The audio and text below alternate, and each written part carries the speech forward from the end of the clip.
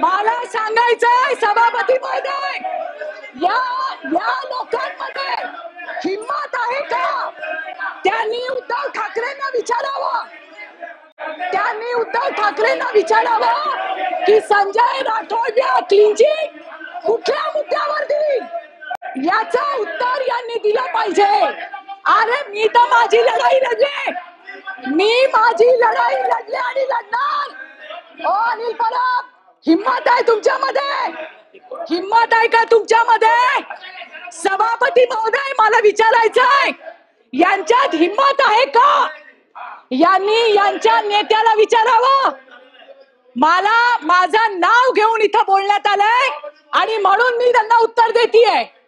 माझा प्रश्न अनिल परबांना आहे, त्यांनी माझं नाव घेतलं ना, म्हणून मला त्यांना विचारायचंय.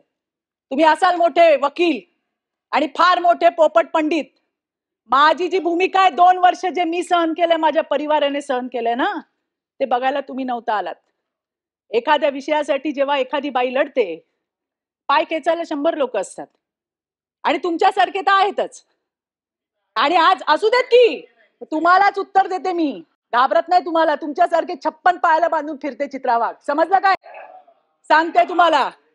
आता याच्यावर फार घसेफोड करणाऱ्या एक बाई विचित्रपणे किंचाळत होत्या. बाईंचा तसा तो नाद आहे, बाई तशाच वागत राहतात, बाईच्या स्वभावाला औषध नाहीये. परंतु मी अत्यंत नम्रपणे आणि जबाबदारीने सांगितलं पाहिजे. काल सोशल मीडियावर खूप धुमाकूळ चालू असताना अनेक लोक म्हणत होते की झोपडपट्टीतली भाषा वापरली, झोपडपट्टीसारखं बोललं जातंय.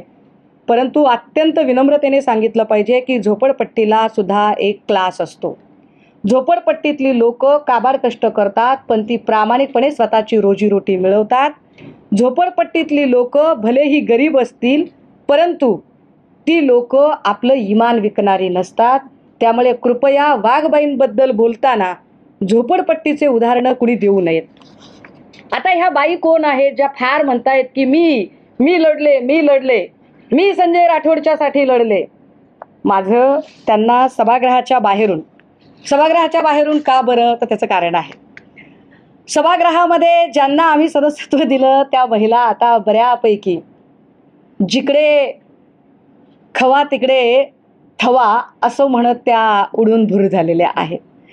आणि प्रामाणिक पुरुष सदस्य ज्या वेळेला बोलतात त्यावेळेला भाजपा बायकांच्या आडून नथीतून तीर मारण्याचा प्रयत्न करतं आणि मग भाजपा बायकांच्या आडून व्हिक्टिम कार्ड खेळायचा प्रयत्न करतं. त्यामुळे भाजपाला उत्तर देण्यासाठी मला इथे पत्रकार परिषद घ्यावी लागेल. काल त्या विचित्र बाईने किंचाळत असं सांगितलं की उद्धव ठाकरेंनी क्लीन चिट दिली का नाही ते विचारा, उद्धव ठाकरेंना विचारा तुम्ही. खरं तर या बाई कधी काळी उद्धव ठाकरेंकडेही पक्षप्रवेशासाठी अगदी गडबडा लोळत आल्या होत्या, तर तो संदर्भ आता मला काढायचा नाहीये. परंतु ज्यांना वाटतंय की उद्धव ठाकरेंनी क्लीन चिट दिली, जर तुम्ही त्या क्लीन चिटला प्रमाण मानून देवेंद्र फडणवीस यांनी संजय राठोडांना मंत्री केलं असेल, तर वाघबाईचा नेता देवेंद्र फडणवीस खरा असेल.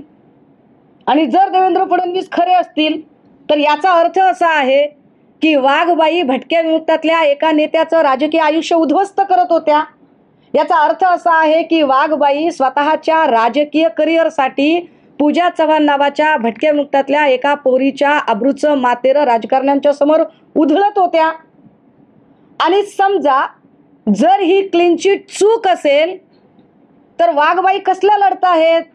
लढण्यासाठी लगेचच भाजपच्या सदस्यत्व पदाचा सुद्धा राजीनामा देऊन आमदारकी तर तोंडावर फेकून मारली पाहिजे आणि भाजपने संजय राठोडची केस पुन्हा एकदा रिओपन केली पाहिजे. का मंत्री म्हणून घेतलं? ज्या अर्थी मंत्री म्हणून घेतलं त्या अर्थी तुम्हाला तो योग्य वाटत असेल, आणि योग्य वाटत असेल तर तुमचं नक्कीच तुम्ही भटक्या विमुक्तातल्या एका नेत्याचं राजकीय आयुष्य उद्ध्वस्त करण्याचा प्रयत्न करत होतात.